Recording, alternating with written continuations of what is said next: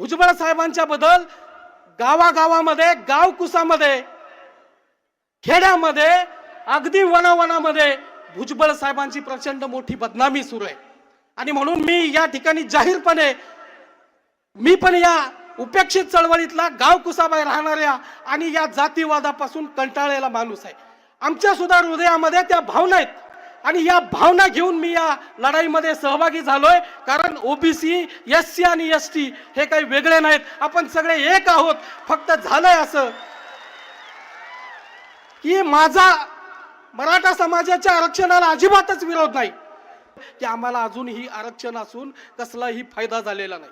मेलेल्या जनावरांची हाडं विकून खाणारा आम्ही समाज आहे आणि अजूनही आमच्या मुनगुट्यावर जर अशा पद्धतीचे एक झुंड जर पाय देत असेल तर आम्हाला वाईट वाटतं।